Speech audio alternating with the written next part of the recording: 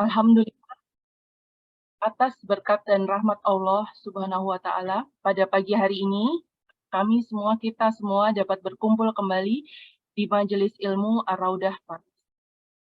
Pada kajian kali ini kita akan membahas tema tata cara pelaksanaan haji dan umroh bersama Ustadz Ahmad Sutilo Syafruddin. Ustadz yang berlokasi sekarang di Bekasi Barat di Indonesia, dengan aktivitas sehari-harinya bernaung di bawah Yayasan Al-Fatonah Mardotilah Bekasi, mengelola pendidikan Islam, bimbingan ibadah haji dan umroh, dan sebagai pengajar majelis taklim di Jakarta, Bekasi, dan sekitarnya, juga mengisi kajian via Zoom untuk komunitas muslim di UK, Sydney, Swiss, Singapura, Malaysia, Hong Kong, dan sekarang di Perancis. Apa kabar Ustadz? Alhamdulillah, binikmatihi tatimmus salihah. Baik Ibu, alhamdulillah. Semoga demikian para jamaah Ar-Raudah dari Paris. Semoga senantiasa dalam rahmat dan barakah Allah.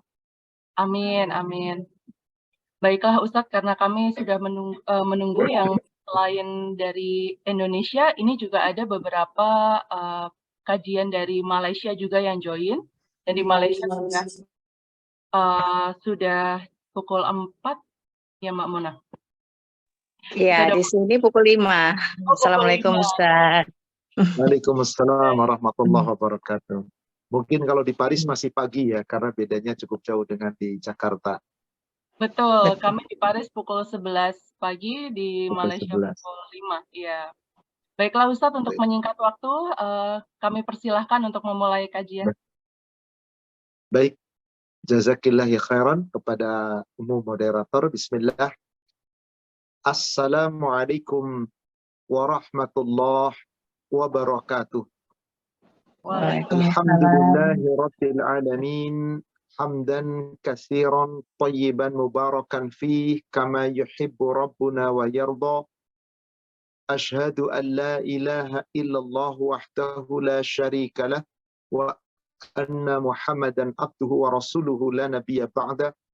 Allahumma salli wa sallim wa barik ala Muhammadin wa ala alihi wa ashabihi ajma'in wa man tabi'ahum bi ihsan ila yaumiddin, amma ba'd.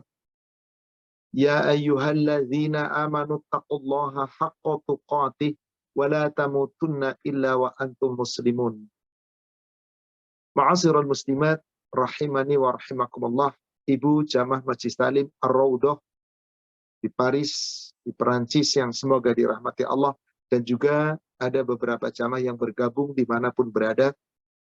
Alhamdulillah, pada sore hari ini di waktu Indonesia Barat, pagi hari di Perancis dan Malaysia tentu sudah berbeda, lebih cepat lagi 1 jam dari Indonesia. Alhamdulillah hari ini kita diperjumpakan oleh Allah Subhanahu wa Ta'ala di dalam kajian yang insya Allah akan membahas tata cara pelaksanaan haji dan umroh. Salawat serta salam semoga terlimpahkan, tercurahkan kepada Nabi kita Rasulullah Muhammad Sallallahu Alaihi Wasallam. Semoga tercurah kepada seluruh keluarga, sahabat, dan seluruh pengikutnya hingga yaumil akhir. Ibu jamaah sekalian yang semoga dirahmati Allah, sebelum kita membahas tentang tata cara pelaksanaannya, kita harus meyakini dulu bahwasanya pelaksanaan ibadah haji dan umrah yang bergabung di satu momen, di saat itu adalah musim haji, maka umrah itu menjadi wajib hukumnya dan menyatu dengan haji. Dan pelaksanaan ibadah haji ini hukumnya wajib seumur hidup sekali bagi seorang muslim dan muslimah. Berdasarkan sebuah hadis yang diriwayatkan oleh Imam Muslim, juga dari beberapa imam yang lain, dari Abdullah bin Abbas. Ketika Rasulullah SAW berkhutbah, Ayyuhan nas, qad faradallahu alaikumul hajj, fahujju. Hai sekalian manusia, sungguh Allah telah mewajibkan kepada kamu semua untuk berhaji, maka berhajilah. Maka ada seorang sahabat yang bernama Aqra ibnu Habis berdiri lalu tunjuk tangan. Ya Rasulullah, qultu ya Rasulullah, aku bertanya wahai Rasulullah, afi kulli am, apakah haji itu setiap tahun berulang? Maka Rasul menjawab, la, law aqultu lawajabat. Andai kata aku katakan iya, nanti haji menjadi wajib tiap tahun, tentu sangat berat. La, tidak. Al-hajju marrat. Haji itu hukumnya adalah seumur hidup sekali. Faman zada fahuwa tatawwu'. Siapa yang mau mengulangi hajinya, maka itu hukumnya sunnah. Jadi kedudukan haji adalah wajib setiap muslim. Siapa yang diwajibkan haji? Di surat Ali Imran, surat 3, ayat 97. Di tengah-tengah ayat.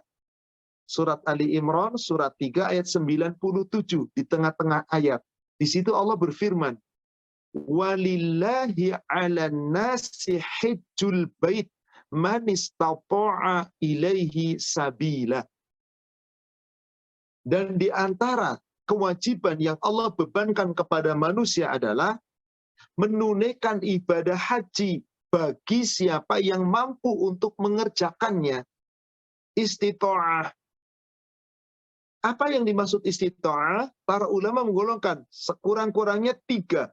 Seorang hamba memiliki 3 ini, maka wajib dia berhaji. Yang pertama, badannya sehat. Kedua, punya harta yang cukup untuk melaksanakan ibadah haji, bekal sepanjang perjalanan, sampai pulang lagi ke tanah airnya, dan mampu meninggalkan harta untuk keluarga yang ditinggalkan di tanah air. Yang ketiga, waktunya lapang. Tidak dalam kena kasus, tidak sedang terpenjara, tidak dalam keadaan sulit, dan seterusnya. Maka itulah yang disebut istita'ah. Maka wajib dia melaksanakan haji. Wa man kafara fa innallaha ghaniyyun 'anil alamin. Siapa yang sudah mampu haji tapi mengingkari kewajiban haji, Allah Maha Kaya. Allah nggak butuh apa-apa dari hamba. Jadi pada hakikatnya hukumnya wajib.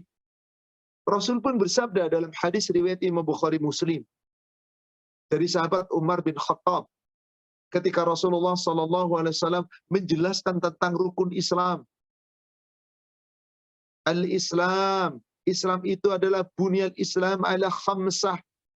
Maka ketika ditanya oleh Rasulullah oleh malaikat Jibril, ma huwal Islam? Apa itu Islam ya Rasulullah? Ya Muhammad? Maka Nabi Muhammad SAW, Al-Islam an tashhadu an la ilaha illallah wa anna Muhammadar Rasulullah. Islam adalah engkau bersaksi bahwasanya tidak ada ilah kecuali Allah. Muhammad adalah utusan Allah. Wa tuqimus salah, engkau mendirikan salat. Wa tu'tiz zakah, engkau menunaikan zakat. Wa tasumur Ramadan, engkau menunaikan ibadah puasa di bulan Ramadan. Wa tuhijjul bait man istata'a ilaihi sabila. Dan berhaji bagi yang mampu untuk mengerjakannya. Jadi apa hukum haji? Wajib seumur hidup sekali bagi yang istita'ah tadi. Maka dengan apa orang berhaji? Apapun yang mampu Anda laksanakan. Dan patut kita ketahui, haji itu adalah Allah yang memanggil. Haji bukan panggilan manusia. Sebagaimana Allah firmankan di surat 22. Surat Al-Hajj ayat 27. Surat 22, surat Al-Hajj ayat 27. Allah Subhanahu wa taala berfirman, "Wa adzin fin nasi bil hajj." Dan panggillah manusia, serulah manusia untuk menunaikan ibadah haji. Ya'tu karijalan wa ala kulli dhamir ya'tina min kulli fajjin amik. Kalau ada orang yang betul-betul beriman, sadar haji itu hukumnya wajib, dan dia telah mendapat panggilan dari Allah, dan telah mampu menjalankannya, yaitu karijalan, niscaya mereka akan datang dengan berjalan kaki. Wa ala kulli dhamir, atau mengendarai berbagai unta yang kurus.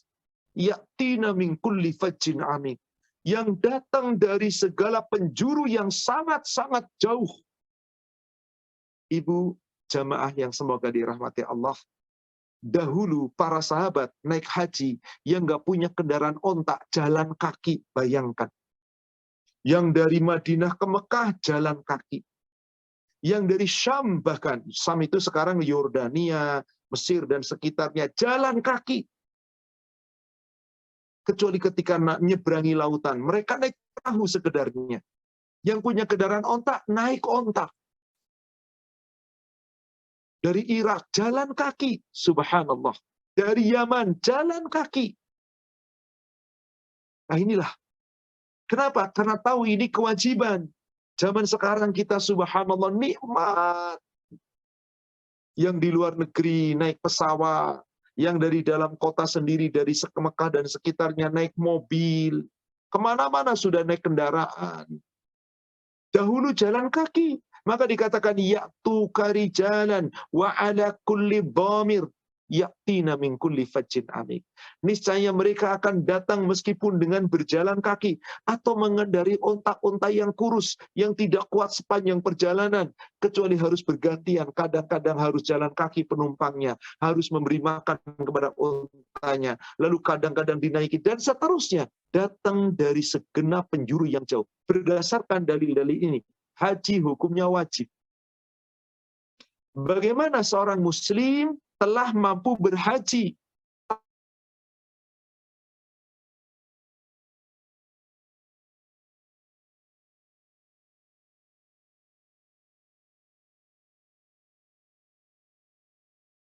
Abu Ya'la,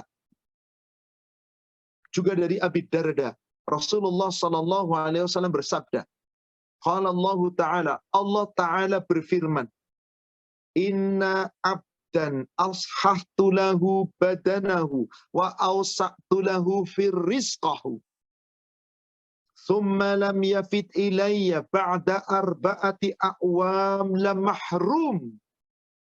Sesungguhnya hambaku yang telah mampu untuk menunaikan haji, badannya sehat, waktunya lapang, rizkinya cukup, dia mampu haji, tapi nggak mau haji. Summa lam yafid alayya ba'da arba'ati a'wam. Aku tunggu hambaku itu datang ke tempatmu, yaitu menjadi tamu Allah ke Baitullah. Sampai 4 tahun lamanya setelah mampunya itu. Nggak mau haji juga, padahal dia mampu, tidak ada penghalang. Dia mampu tapi nggak mau haji, la mahrum. Aku haramkan karuniaku atasnya. Dosa besar. Orang yang telah mampu haji tidak mau haji. Nah, inilah hukum-hukumnya dulu. Kita sadari dan kita pahami. Haji itu hukumnya wajib. Salah satu rukun Islam kelima yang wajib disempurnakan sebagai penyempurna Islam. Sekarang kita akan membahas bagaimana orang yang sudah mewajibkan dirinya haji karena sudah mampu dan berniat untuk berhaji. Ada aturan-aturannya. Maka inilah yang sekarang akan kita bahas. Tata cara pelaksanaan ibadah haji dan umrah. Saya akan buka dulu di surat Al-Baqarah, surat 2 ayat 197.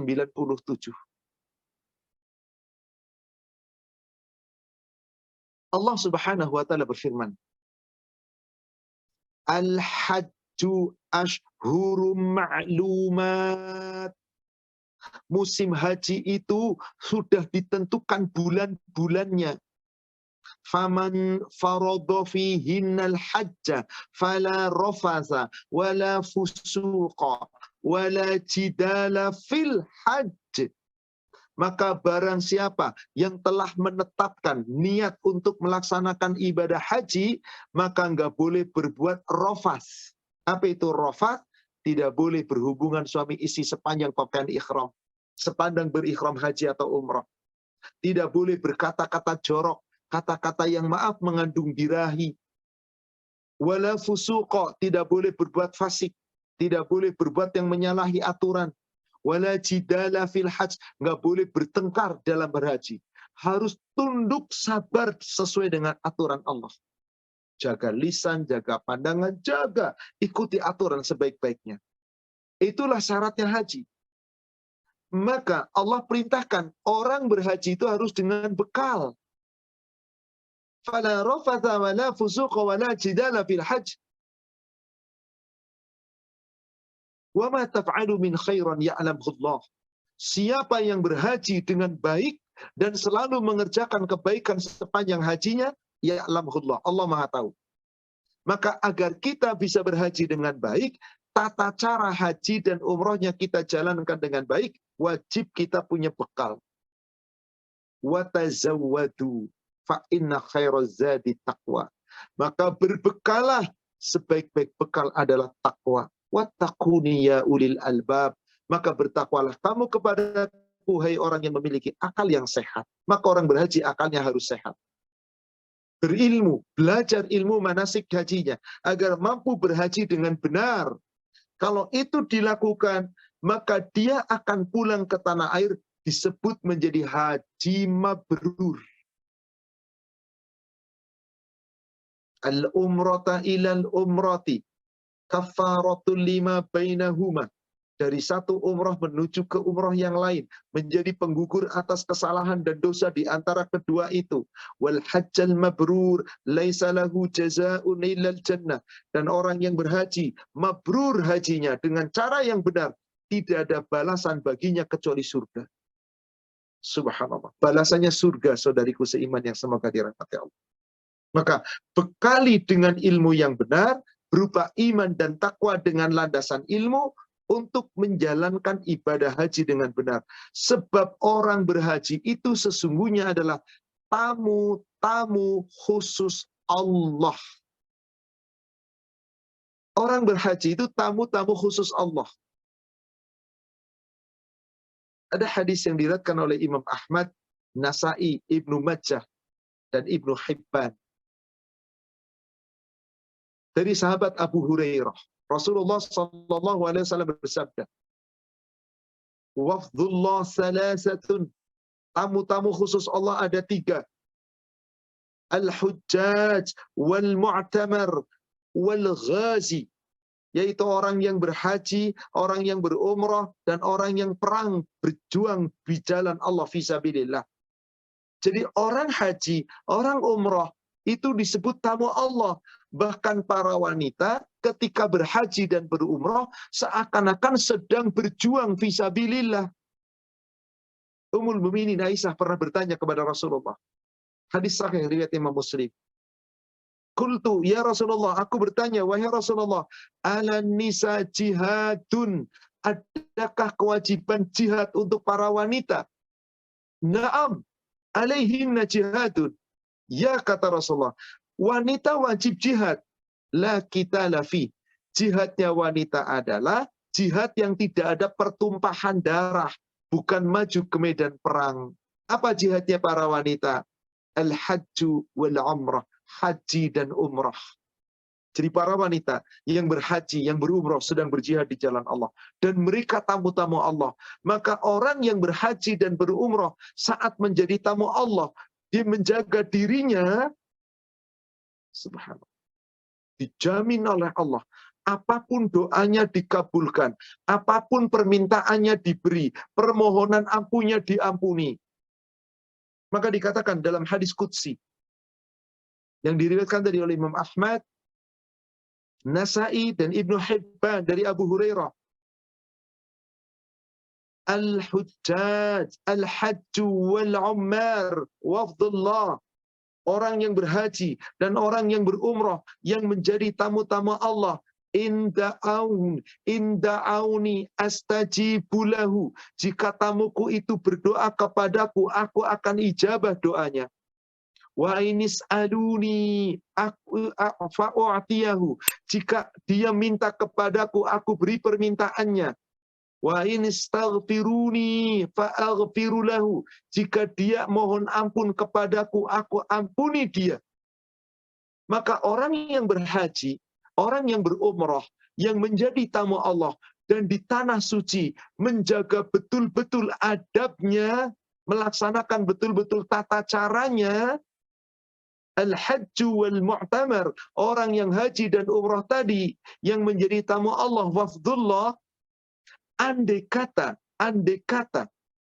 lam yarfus, lam yafsuk, wa lam yajdil, dia tidak rafas, dia tidak fasik, dia tidak jidal, ruja'aka yauma waladathu ummuhu.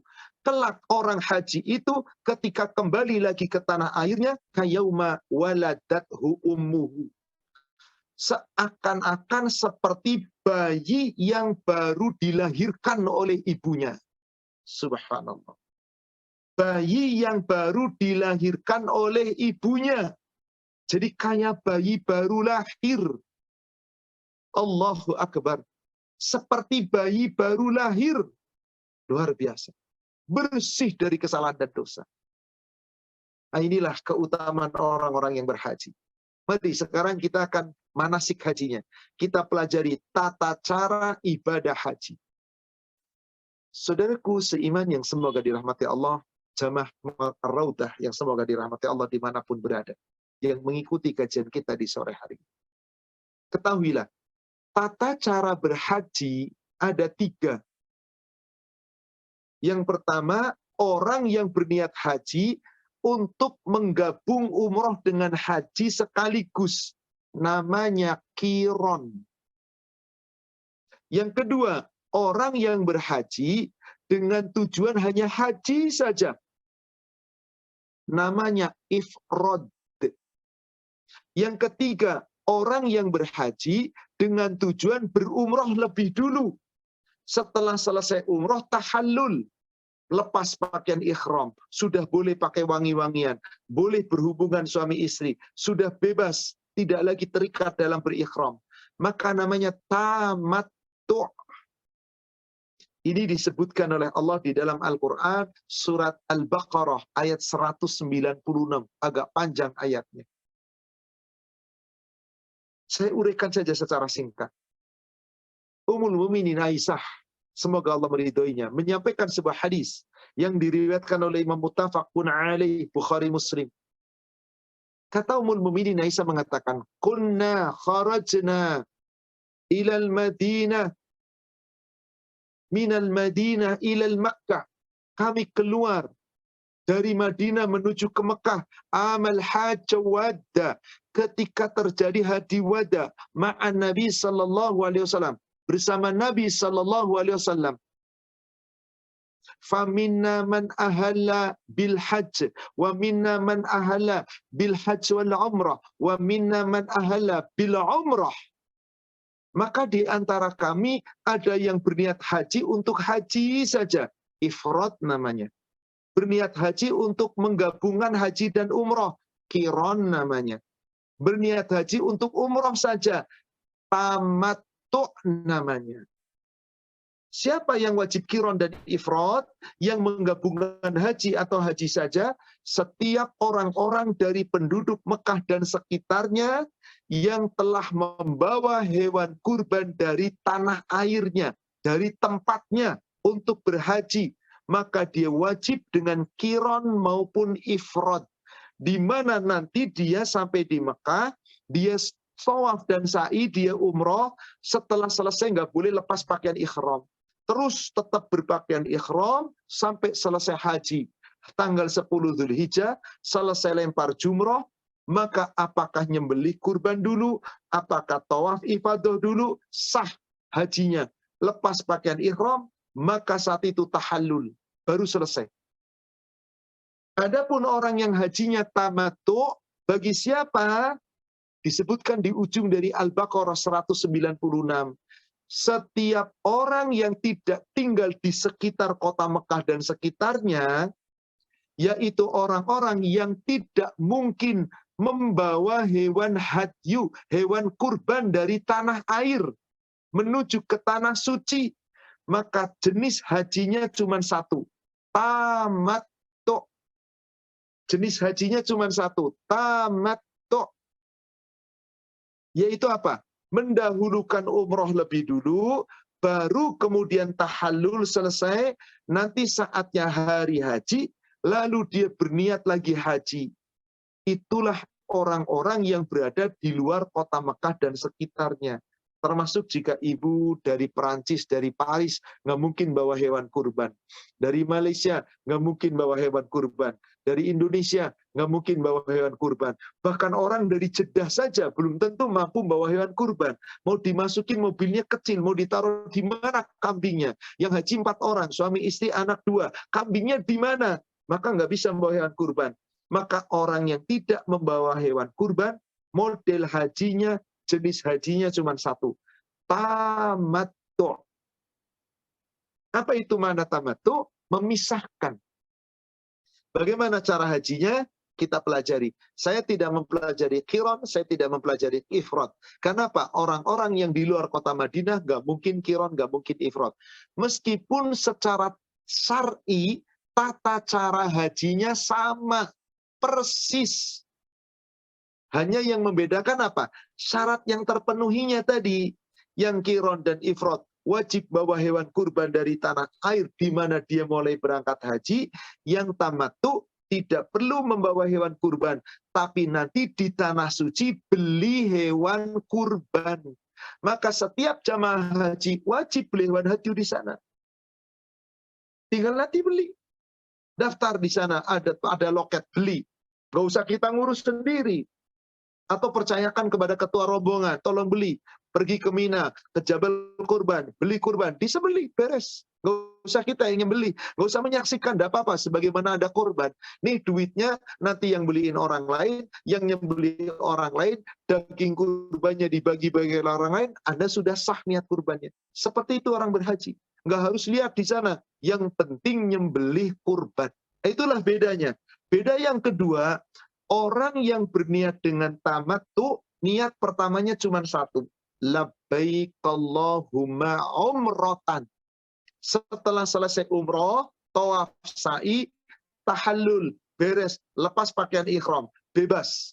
Nunggu waktu haji, tanggal 8 Zulhijjah, yang disebut hari tarwiyah. Adapun orang-orang yang qiron dan orang yang ifrad, karena dia membawa hewan kurban dari tanah air, maka mereka tidak boleh mencukur. Mereka tidak boleh melepas pakaian ihram. Sejak datang di tanah suci sampai selesai haji, berpakaian ihram. Itulah syaratnya orang qiron dan ifrad. Tata cara pelaksanaan umrohnya sama, tata cara pelaksanaan hajinya sama. Hanya tadi, syarat-syaratnya yang berbeda. Dan niatnya. Kalau orang tamattu niatnya labbaik Allahumma umratan. Kalau orang yang ifrad niatnya labbaik Allahumma hajjan. Kalau orang yang qiron niatnya labbaik Allahumma hajjan wa umratan, menggabung. Seperti inilah awalnya dari niat. Kemudian sudah meniatkan.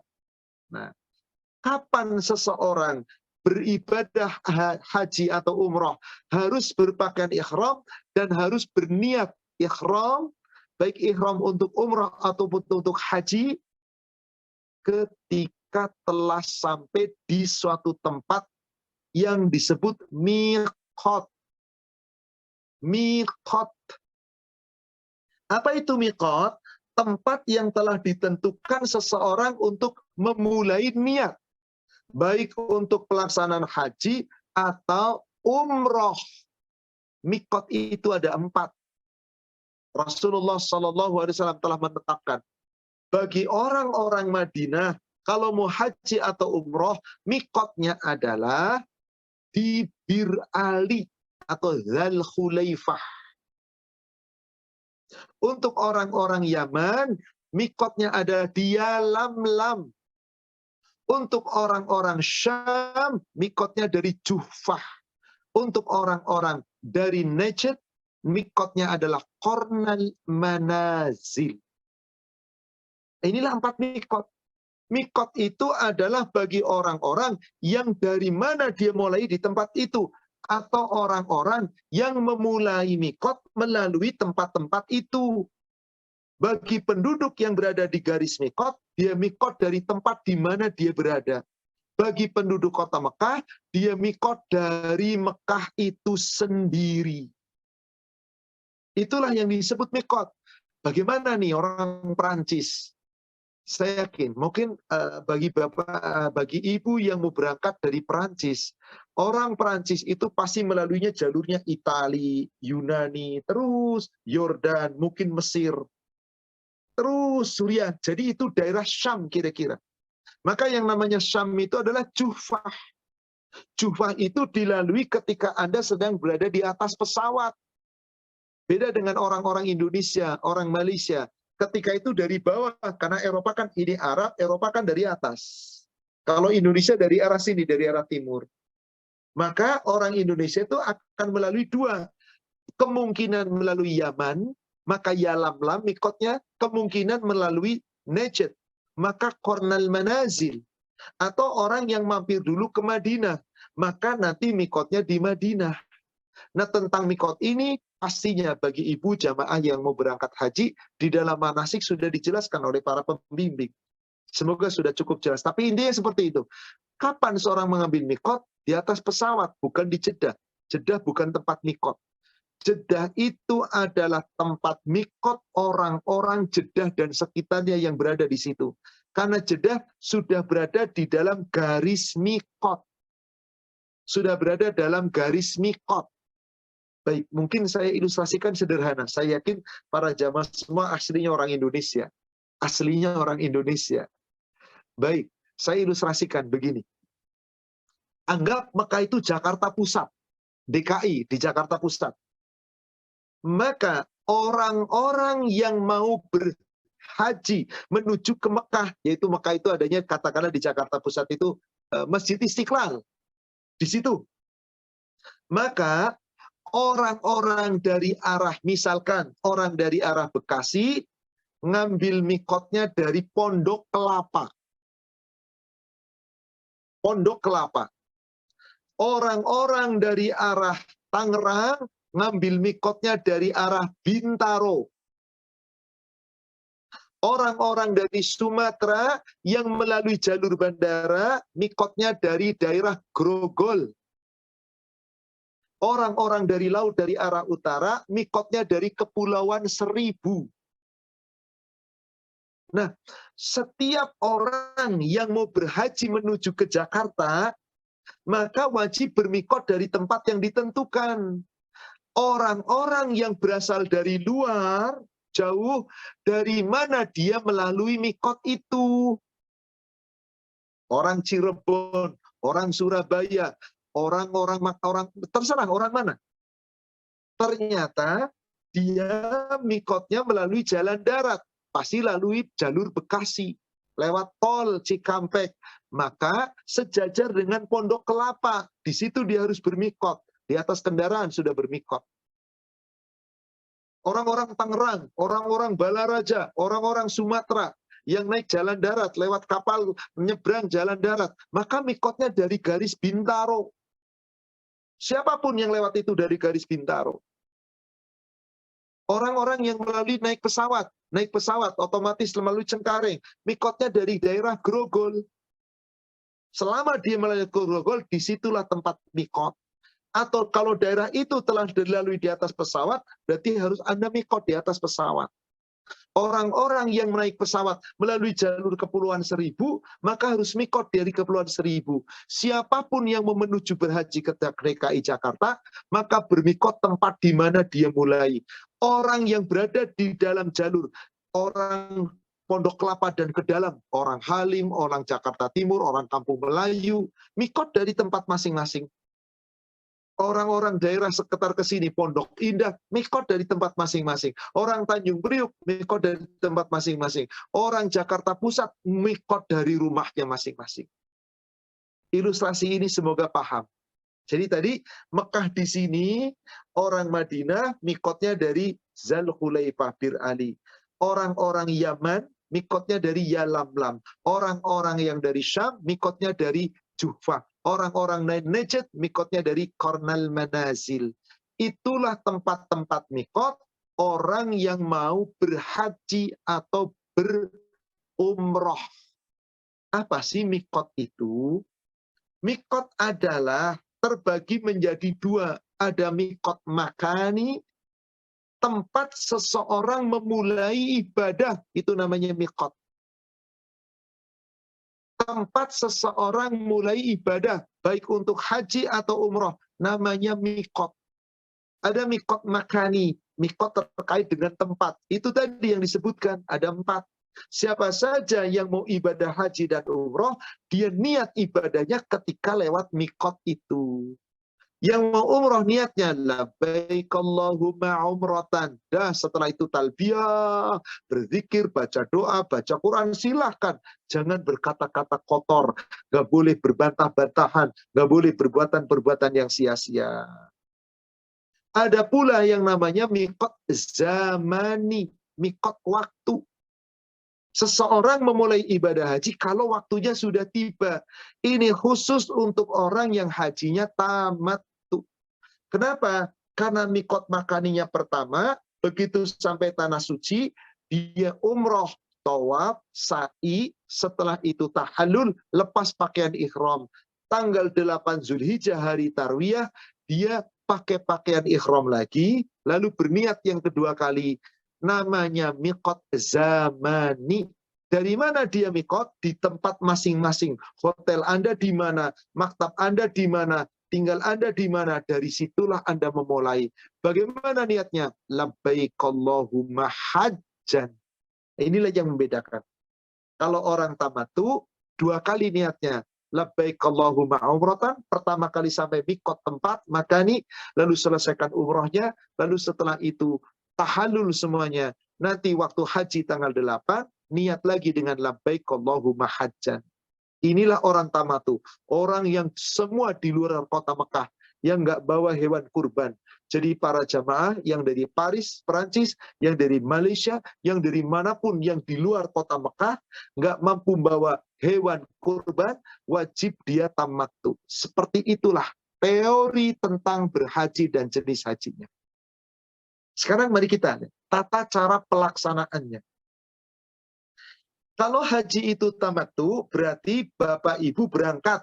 Misal, ada yang sudah berangkat hari ini. Bahkan ada yang berangkat 2 pekan yang lalu. Ada yang berangkat sudah mendekati bulan Zulhijjah. Ada yang berangkat di akhir bulan Zulqa'dah. Awal Zulhijjah. Maka silakan. Yang jelas hajinya tamattu. Andai kata Ibu berangkat sekarang nih. Di penghujung bulan Zulqa'dah. Maka pasti hajinya tamattu karena nggak bawa hewan kurban. Tujuan utamanya mana? Dari Perancis mungkin ada yang tujuannya langsung Madinah dulu karena waktu haji masih cukup panjang. Berarti ngambil mikotnya Madinah. Ya lam Zulhulaifah atau Bir Ali. Mungkin bagi para jamaah agak bingung, ini Ustadz ngomong apa? Semuanya istilahnya bingung semua. Dah nggak apa-apa, dengerin aja. Kenapa? Saya yakin kalau ibu mau berhaji, nanti ada pembimbing yang menceritakan. Yang jelas ini, karena waktu yang tidak mungkin dijelaskan panjang lebar. Secara singkat, saya akan uraikannya. Tapi kira-kira mudah-mudahan ada rekamannya, bisa nanti diulang-ulang. Intinya berarti Anda, niatnya dari mikot makan, tempat, lewat mana orang-orang Perancis? Tadi saya katakan pastinya lewat daerah Syam, Yordania atau Mesir dan sekitarnya. Berarti di atas pesawat sudah 20 menit sebelum mendarat di Jeddah, berarti sudah tempat mikot, langsung bermikot di atas. Sudah bersiap pakai pakaian ihram dari sejak keberangkatan di tanah airnya. Gimana caranya? Susah dong, bisa. Kalau memang dengan ilmu bisa. Atau di atas pesawat. Perempuan bagaimana? Pakaian sehari-hari Anda itulah pakaian ihram. Selama menutup aurat dengan baik. Kecuali laki-laki, pakaiannya adalah atas dan bawah. Gimana caranya? Sebelum berada di bandara, saya tidak tahu. Perancis sampai ke Arab Saudi berapa flightnya, berapa jam? Ya mungkin sekitar 7 atau 8 jam barangkali. Wallahu a'lam. Antara itulah barangkali. Atau mungkin 6 jam. Intinya, sebelum naik ke bandara, pakaian ihram sudah, sebelum naik ke pesawat, pakaian ihram sudah dipakai. Kencang sudah bagian bawah aja dulu. Celana dalam masih tetap dipakai halal. Celana masih dipakai halal. Baju, kaos, jaket dipakai. Selimutan di pesawat dipakai. 1 jam sebelum mendarat, itu mulai siap-siap. Celana dalamnya mulai dilepas, celana dilepas, kaos, baju, jaket semua dilepas. Kain ihram bagian atasnya dipakai. Karena pakaian ihram hanya 2 lembar khusus untuk laki-laki tanpa jahit. Nggak boleh pakai daleman apapun. Begitu kira-kira 20 menit sebelum mendarat, biasanya pasti ada itu di layar, kedatangan arrival kapan ini, dan seterusnya, dan seterusnya. Lihat, 20 menit sebelum mendarat, di situ berniat. Labbaik Allahumma umratan. Kalau yang tujuannya langsung Mekah. Tapi kalau yang flightnya Madinah dulu, nggak usah niat. Nanti saja di Madinah. Saat Madinah mau ke Mekah, pasti akan diantarkan menuju ke Bir Ali atau Dzul Khulaifah. Di situ niat, labbaik Allahumma umratan. Apakah mau naik pesawat, apakah mau naik kereta, apakah mau naik bus, mau naik mobil, pokoknya mikotnya di garis Bir Ali. Terus sepanjang itu bertalbiyah, berzikir, berdoa sampai ke Mekah.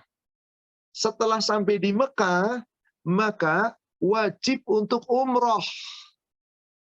Bagaimana caranya umroh? Pasti ada pembimbingnya nanti. Ibu dibimbing, bapak dibimbing, terus sampai masuk ke Masjidil Haram, diawali dari mendekati Ka'bah, berdoa melihat Ka'bah, lalu mendekat ke arah sejajar dengan Hajar Aswad. Hajar Aswad, batu hitam. Nggak harus dekat. Dari jauh pun nggak masalah. Lalu bagaimana? Melambaikan tangan sambil mengucapkan niat untuk memulai pertama tawaf. Bismillah. Cukup niatnya. Bismillah, Allahu Akbar. Lambaikan tangan, arahkan ke arah Ka'bah di Hajar Aswad, sudutnya Bismillah, Allahu Akbar. Cukup. Langsung jalan 7 putaran. Dari Hajar Aswad sampai ke Rukun Yamani, Anda bebas mau baca doa, mau berzikir, mau baca Quran, mau beristighfar, terserah Anda. Apapun doanya bebas. Rabbi firli wali walidayya warhamhuma halal. Rabbana hablana min azwajina wa dzurriyyatina qurrata a'yun halal. Astaghfirullah wa atubu ilaihi, astaghfirullah wa atubu ilaihi. Silakan. Subhanallah walhamdulillah wa la ilaha illallah wallahu akbar, terserah. Karena nggak ada doa khusus yang dicontohkan Rasul. Nggak ada bacaan khusus. Putaran sekian, sekian, sekian. Bacaannya ini. Nggak ada sama sekali. Bebas sebebas-bebasnya. Selama dalam bahasa Arab. Silahkan Anda berdoa, berzikir, beristighfar sebanyak-banyaknya. Asal bukan dengan bahasa Indonesia. Dengan bahasa Arab. Silahkan doa-doa dalam bahasa ini. Dalam bahasa Al-Quran. Rabbi auzi'ni an ashkura an nikmataka allati. Silahkan. Rabbana atina fid dunya hasanah, silakan. Rabbana la tuzigh qulubana ba'da idh hadaitana, silakan. Semua doa yang ada dalam Al-Quran boleh Anda baca. Doa-doa yang Anda hafal boleh Anda baca. Bahkan doa-doa yang Anda hafal dalam sholat, monggo. Allahumma firli warhamni wahdini wa'afini warzuqni, silakan. Alhamdulillahi hamdan katsiran thayyiban mubarakan fi, silakan. Subhanallah wa bihamdi, subhanallahil azim, subhanallah wa bihamdi, subhanallahil azim, silakan. La haula wa la quwata illa billah, silakan. Bebas sebebas-bebasnya. Bagi laki-laki 3 putaran pertama ramel, lari-lari kecil, kayak lari jingkat-jingkat, jangan jalan. Tapi bagi wanita tetap jalan, terus sampai ke Hajar Aswad, sampai ke Rukun Yamani, maka di situ Islam kembali. Bismillah wallahu akbar. Tunjukkan tangan. Bismillah Allahu akbar. Ke arah sudut Yamani. Lalu di situ tidak ada ramel. Laki-laki jalan biasa. Jadi jalan-jalan kecil namanya ramel secara hukum fikihnya. Itu antara Hajar Aswad, Rukun Yamani di 3 putaran pertama. 4 putaran berikutnya tidak. Itu pun hanya Hajar Aswad sampai Rukun Yamani. Maka dari Rukun Yamani sampai Hajar Aswad, satu sisi Ka'bah, maka di situ banyak-banyak baca doa yang disebut sapu jagat.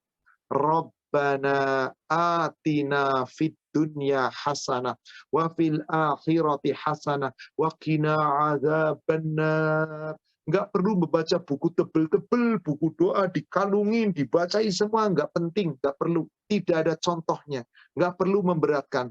Doa apapun, dzikir apapun sah antara Yamani Hajar Aswad yang paling utama adalah baca Rabbana atina fid dunya hasanah. Terus diulang-ulang. Maka dari Hajar Aswad terus keliling sampai Hajar Aswad, satu putaran. Putaran kedua sama. Putaran ketiga sama. Bagi laki-laki tadi lari-lari ke ramel, jalan-jalan jingkat-jingkat. Bukan lari, bukan. Hanya jingkat-jingkat seperti orang lari kecil.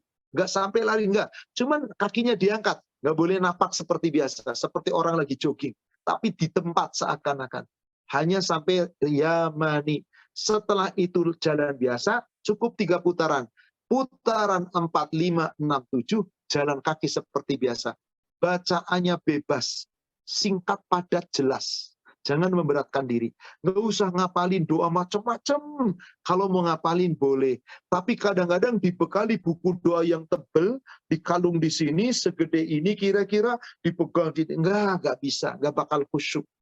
Sedangkan yang dibutuhkan adalah kekhusyuan. 7 putaran selesai, tiap putaran seperti contoh tadi, maka setelah selesai, di Hajar Aswad, lurusannya kembali. Bismillah, Allahu Akbar. Nggak perlu dikecup. Cukup Bismillah, Allahu Akbar. Satu tangan cukup. Dengan tangan kanan. Selesai tawaf. Berjalan menuju ke tempat sejajar Maqam Ibrahim. Mau ngapain? Sholat sunnah 2 rakaat di Maqam Ibrahim. Sholat sunnah 2 rakaat di Maqam Ibrahim. Yang penting menghadap Maqam Ibrahim. Mundur, jangan di tengah-tengah. Banyak orang tawaf. Mundur sampai aman. Bagaimana kaifiat sholatnya?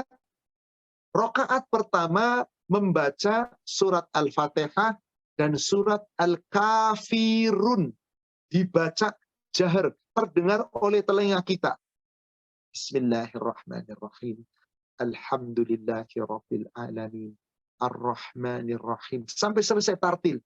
Bismillahirrahmanirrahim. Qul ya ayyuhal kafirun la a'budu ma ta'budun. Sampai selesai. Lalu ruku, i'tidal, sujud seperti biasa. 1 rakaat.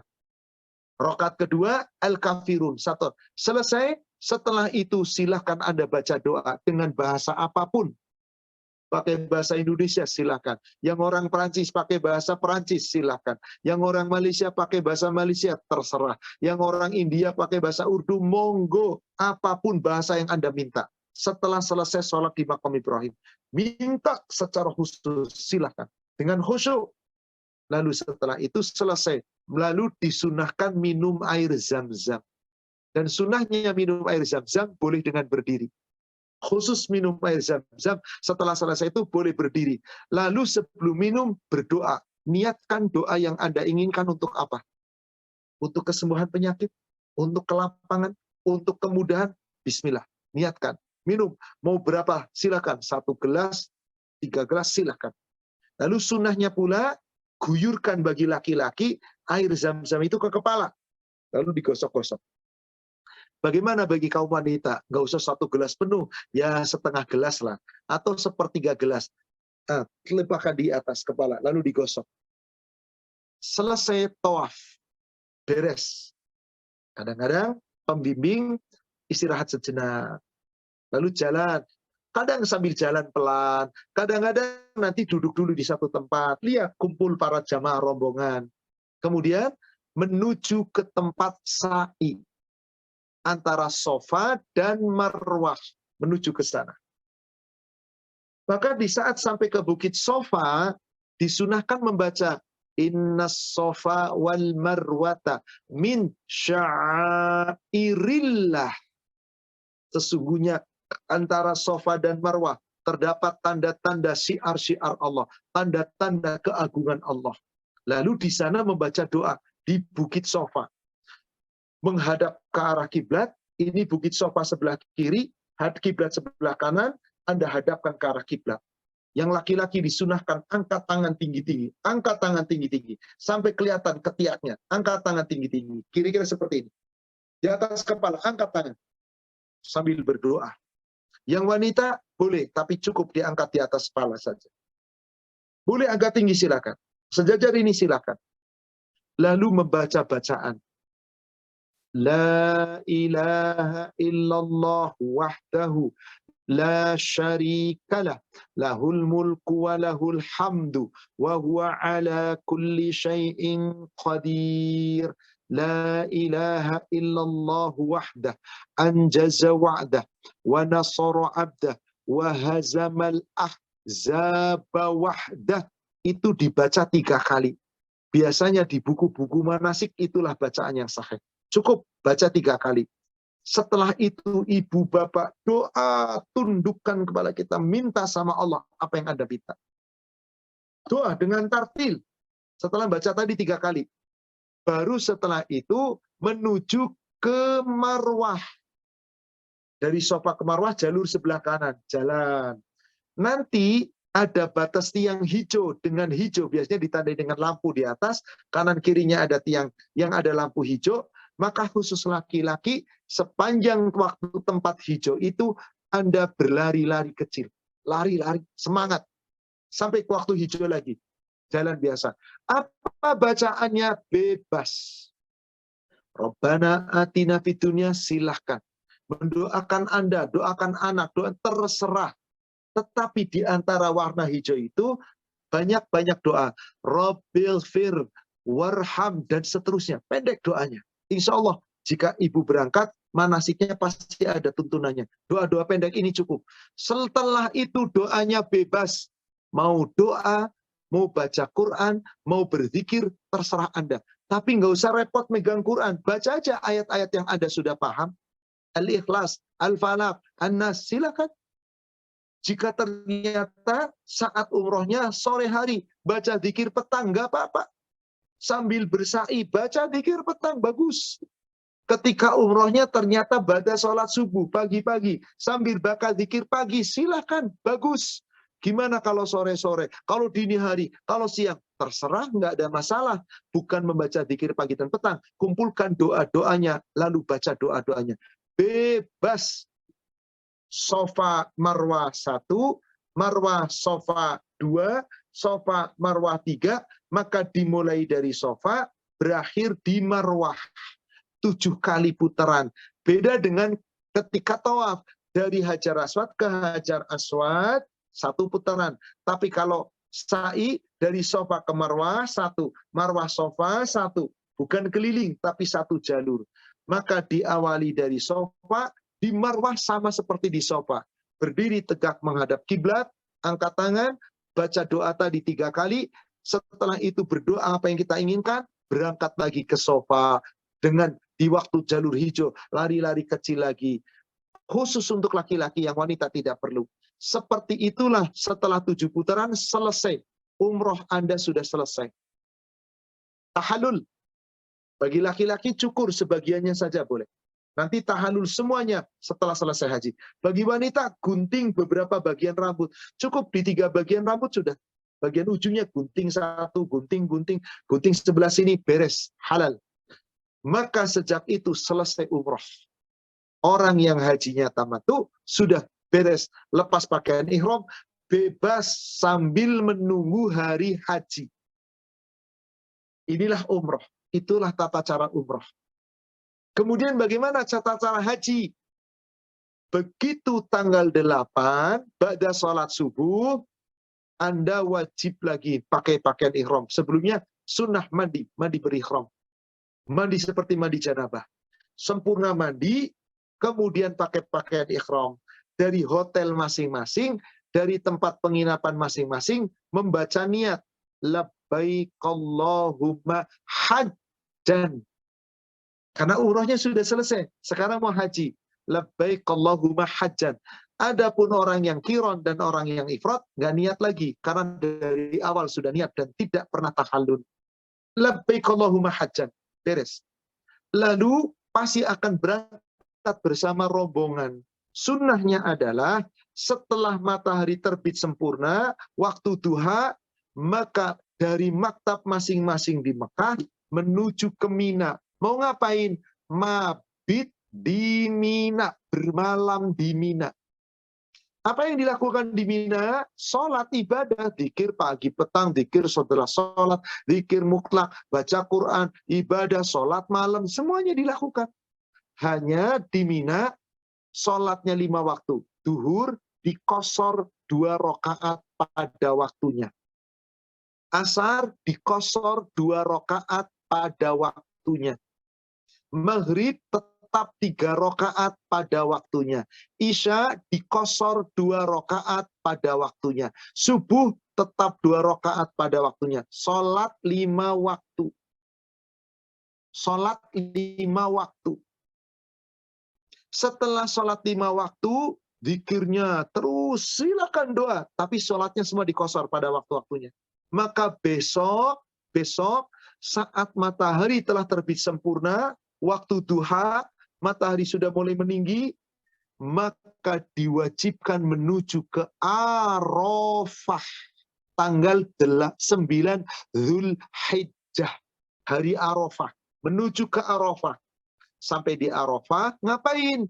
Biasanya sampai di Arafah sebelum duhur. Bahkan kadang jam 10 sudah nyampe. Kadang-kadang jam 7, jam 8 bahkan sudah nyampe. Tidak ada masalah. Di sana ada tenda Arafah. Di tenda Anda. Apa yang dilakukan? Istirahat. Istirahat. Jangan banyak kegiatan. Istirahat. Menyambut wukuf. Istirahat sebaik-baiknya. Yang mau makan sebelum waktu duhur, makanlah silakan. Setelah duhur ya tidak mengapa. Yang penting begitu masuk waktu duhur, disitulah waktu krusial. Disebut wukuf di Arafah. Al-Hajju Arafah. Haji itu puncaknya adalah Arafah. Apa yang dilakukan? Begitu tiba waktu duhur, Anda sudah bersiap-siap. Berwudu. Dan ingat di Arafah itu, hammamnya, kamar kecilnya, itu antri terkadang. Karena satu kamar kecil dipakai untuk ribuan orang. Subhanallah. Dan beberapa tempat kamar mandi cukup banyak. Tapi antri terkadang. Dan maaf, kadang-kadang tidak nyaman sebagaimana di toilet kita yang sangat bersih. Di sana tentu tidak. Jangan banyak ngedumel. Sabar, sabar, sabar menghadapi segalanya. Berwudu sempurna, tiba waktu duhur, dengarkan khutbah. Khutbah Arafah. Dengarkan khutbah. Biasanya tiap-tiap tenda nanti masing-masing ada imam yang berkhutbah. Kalau tempatnya jamaah, kalau dekat Masjid Namiroh, biasanya di Masjid Namiroh. Silakan. Atau beberapa tenda bergabung, ada tempat sholat berjamaah. Silakan, nggak ada masalah. Itu teknis saja. Yang penting setelah selesai dengarkan khutbah, jangan ngantuk, perhatikan baik-baik, sholat. Duhur dan asar di jamak takzim. Asarnya ditarik ke duhur, dikosor. Dan tidak ada sholat sunnah apa-apa. Biasanya dipimpin oleh imam. Semuanya akan sholat kosor. Setelah itu, iqamat waktu duhur, sholat 2 rakaat kosor. Lalu iqamat waktu asar, iqamat sholat asar, sholat 2 rakaat kosor. Nggak ada sholat sunnah apa-apa. Setelah itu selesai, kadang ada maktab yang baru menyediakan makanan. Silakan makan. Tapi setelah wukuf, di hari wukuf, di saat wukuf itu Bapak Ibu, gunakan waktu wukuf sebaik-baiknya ibadah. Munajat. Anda baca doa, Anda berzikir, Anda baca Quran. Terus sambil berdiri, sambil duduk, terus munajat. Jangan ngobrol urusan dunia. Jangan bercanda, jangan molor, jangan tidur. Tidur tadi sebelum duhur.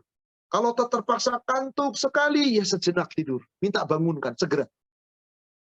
Dan itu dilakukan sampai matahari terbenam. Waktu maghrib tiba.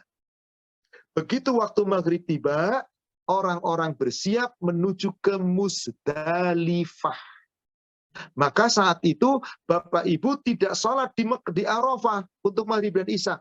Langsung naik kendaraan, kendaraan mulai bergerak. Arafah Muzdalifah jaraknya paling dekat sekitar 2 kilo. 3 kilo. Bahkan kalau perbatasan langsung cuma nyebrang. Tapi biasanya milih agak dekat ke arah Mina. Paling banter 5-6 kilo. Tapi itu bisa ditempuh berjam-jam. Bisa 2, 3, sampai 4 jam. Karena padatnya lautan manusia. Ikuti saja. Apa yang dilakukan? Talbiyah, baca doa, berzikir, baca Quran. Terus jangan ngobrol sia-sia. Ingat Anda sedang berpakaian ikhram. nggak boleh rofat, nggak boleh fasik, nggak boleh jidal, nggak boleh bantan. Maka banyak-banyak zikrullah, baca Quran, berdoa sepanjang perjalanan. Terus sampai di Musdalifah biasanya sudah cukup larut malam. Kadang jam 9, kadang jam 10, bahkan kalau macetnya begitu padat bisa jadi sampai jam 11. Apa yang dilakukan di Musdalifah? Sholat Isya, sholat Maghrib dan Isya, Maghribnya ditarik ke Isya, jamak takhir. Caranya bagaimana? Qomat untuk sholat Maghrib 3 rakaat, naik kembali qomat untuk sholat Isya, qashar 2 rakaat. Tidak ada sholat sunnah apa-apa. Setelah Anda sholat, yang makan silahkan. Yang sudah makan di kendaraan, nggak masalah. Yang lapar lagi, silakan makan kue, makan perbekalan, makan buah, minum, vitamin, terserah. Tidur. Nggak usah melakukan apapun. Nggak usah sholat malam di sana. Nggak usah ibadah sholat malam. Tidurlah dengan nyenyak. Dan satu-satunya tempat yang tidak ada naungan, tidur beralaskan tikar, beratapkan langit dengan cahaya bintang gemerlap dan seterusnya, dengan rembulan jika sedang tengah bulan. Dan mendekati tengah bulan, memang rembulannya sudah mulai agak sedikit bulat. Karena itu sudah masuk tanggal 10. Maka disitulah Anda tidur, istirahat santai. Istirahat nyaman. Gak ada sholat malam, gak ada sholat witir, gak ada tahajud. Istirahat total. Sampai kapan? Menjelang waktu subuh. Begitu waktu subuh tiba, Anda sudah bangun, siap-siap, sholat subuh berjamaah. 2 rakaat. Terus berzikir. Biasanya setelah itu, naik lagi ke bus. Akan berjalan menuju ke Mina. Untuk melontar jumroh Aqobah. Kalau yang lain hanya plus, enak. Langsung ke Mina, dekat, naik bus, nyampe di Mina, mampir dulu di apartemen dekat dari itu. Atau tenda-tenda plus yang jaraknya cuma 100 sampai paling banter 500 meter dari lempar jumroh. Nyaman, bukan kepalang nyaman.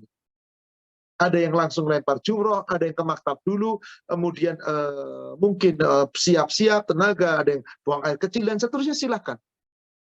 Bayangkan yang ON hanya tuh reguler, biasa. Itu jaraknya tenda bisa sampai 4, sampai 5, sampai 7 km jika dia berada di balik terowongan. Dan itu ditempuh dengan jalan kaki. Bisa dibayangkan. Jalan kaki. Maka beruntung orang-orang yang punya harta yang plus. Subhanallah. Nikmat. Tapi semuanya ibadah karena Allah. Apa yang dilakukan? Setelah siap, menuju ke tempat jamarat, lempar jumroh, melontar jumroh cuma 1. Aqobah. Dengan 7 kerikil, siapkan 7 kerikil atau lebih, nggak apa-apa, pegang. Nanti langsung. Kalau dulu itu bulat kayak sumur. Sekarang dinding lebar. Anda awali dengan Bismillah, Allahu Akbar, lempar. Cukup batu-batu segede kelingking saja, paling gede segede jempol lah. Nggak usah pakai dengan segede kepelan, wah, nggak usah. Dengan tartil. Bismillah, Allahu Akbar, 1. Bismillah, Allahu Akbar, 2. Bismillah, Allahu Akbar, 3. Sampai selesai.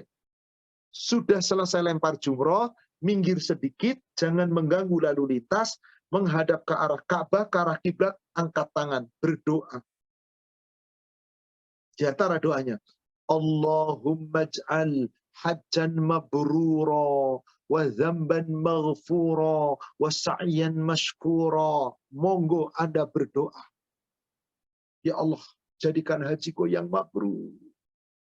Amal ibadahku diterima. Allah ampuni dosa-dosa. Silahkan doa. Biasanya kalau tidak mampu, ada pembimbing. Minta dibimbing bersama dengan doa. Dengan tartil. Setelah doa, selesai. Selesai haji. Beres. Mau tahallul cukur langsung boleh. Lepas pakaian ihram, menuju ke maktab, lepas pakaian ihram. Mandi silahkan. Pakai wangi-wangian boleh. Ihram sudah dilepas. Baru setelah itu tinggal pilih. Mau nyembelih kurban, sembelih kurban sudah diwakilkan, ada panitia, nggak usah, Anda sudah cukup, berarti sudah disembelih. Mau tawaf ifadah menuju ke Mekah, tawaf ifadah seperti pertama tadi, 7 putaran keliling. Setelah selesai tawaf ifadah, bagi orang yang hajinya qiron dan ifrad, tidak sa'i lagi. Tapi bagi orang yang hajinya tamattu, maka dia wajib sa'i. Setelah Anda tawaf, sa'i lagi seperti orang umroh. Selesai, beres. Semua telah halal. Hubungan suami istri sudah halal. Beres. Tinggal Anda menunggu 3 hari di Mina untuk melontar 3 jumroh. Di hari tanggal 11, tanggal 12, kalau mau sempurna 3 hari sampai tanggal 13. Tapi kalau mau cuma 2 hari, namanya nafar awal. Apa yang dilakukan di hari-hari itu di Mina? Seperti biasa. Sholat pada waktunya di qashar, zikir, baca Quran, doa seperti biasa. Tapi tiap hari dari maktab menuju lempar jumroh, dimulai dari ula, lempar 7 butir batu. Wusto, lempar lagi 7 batu. Aqobah, lempar 7 batu. Jadi sehari itu Anda melempar 3 tempat, kali 7, 21. Siapkan batu sekitar 25. Di mana Anda ngambil batu? Di Mina boleh, di Musdalifah boleh, di Arafah boleh. Yang penting bawa batu. Asal bukan batu dari tanah air, dan batu yang Anda telah pungut di sana, jangan dibawa pulang ke tanah air menjadi kenang-kenangan. Buang kembali di kota suci Mekah. Di Mina, buang. Jangan dibawa sedikit pun. Karena itu fasik. Seperti itulah. Hari kedua besok tanggal 12, ula 7, wusta 7. Aqobah 7, 21. Bawa takutnya nanti ada yang jatuh, 25. Sudah beres. Yang mau 3 hari berarti masih nginep lagi sampai tanggal 13. Sama, ula, wusta, aqobah. Yang cuma 2 hari, nafar awal. Halal, tidak mengapa. Selesai ibadah haji Anda. Subhanallah. Singkat, padat, jelas. Itulah tata cara ibadah haji. Dan umroh. Wallahu a'lam. Mohon maaf kalau agak mungkin sedikit tergesa, karena saya coba ringkas, saya coba singkatkan, saya coba rangkumkan semuanya agar semuanya bisa tepat. Silahkan nanti yang mau berangkat boleh jadi ulangi lagi rekamannya. Insya Allah bisa didengar. Karena waktu kita hanya 1,5 jam, 1 jam uraian, ini pun 1 jam 10 menit uraian kita. Masih ada waktu, silahkan jika kita mau bertanya jawab. Saya kembalikan kepada admin, silakan Ibu, kita lanjutkan sesi tanya jawab. Wallahu a'lam. Insya Allah, jazakallah khairan Ustadz atas materi dan penjelasannya yang luar biasa, singkat, padat, jelas, dan sangat bermanfaat buat kita. Karena terutama bagi kami yang berada di luar negeri, biasanya umroh kita mandiri dan juga hajinya juga mungkin manasiknya tidak, ya mandiri juga, manasiknya tidak sebanyak di Indonesia. Dan kebanyakan kalau ada yang mendampingi, pendampingnya itu berbahasa Arab, jadi kami tidak paham pendampingnya ngomong apa. Betul. Tapi insya Allah meskipun pendampingnya orang Arab Anda nggak berbahasa, yang penting tata caranya sudah tahu. Betul. Dan kalau pendampingnya orang-orang Arab, insya Allah akan mengerjakan sesuai dengan sunnah. Insya Allah. Betul, insya Allah Ustaz. Maka penting sekali buat kami ini mengetahui tata cara pelaksanaannya ya, jadi harus belajar mandiri gitu, harus menghafalkan, memahami sendiri. Baiklah, sekarang ada sesi pertanyaan bagi ibu-ibu yang ingin bertanya. Kami persilahkan, yang online maupun yang offline. Apakah ada pertanyaan, Ibu? Waktu tawaf kita kan harus wudhu ya, Ustaz ya. Bagaimana kalau wudhu kita, kalau kita bersentuhan dengan lawan jenis, itu apakah membatalkan wudhu dan apakah harus diulang?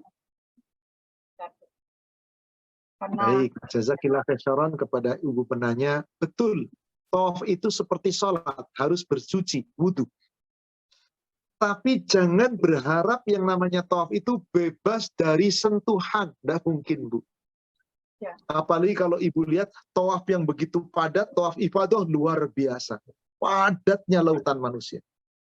Jadi telah sepakat ulama, sentuhan tubuh laki-laki dengan perempuan yang bukan mahram, itu tidak membatalkan wudhu. Apalagi sentuhan itu bukan menyengaja.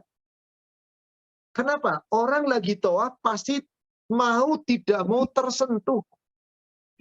Maka sunnahnya para wanita, biar aman, Anda diwajibkan pakai kaos kaki. Kenapa? Karena kaki bagian dari aurat. Adapun tangan tidak masuk aurat. Tapi sunnahnya Anda boleh pakai tangan. Kaos tangan. Tapi untuk wajah, yang pakai cadar wajib dibuka.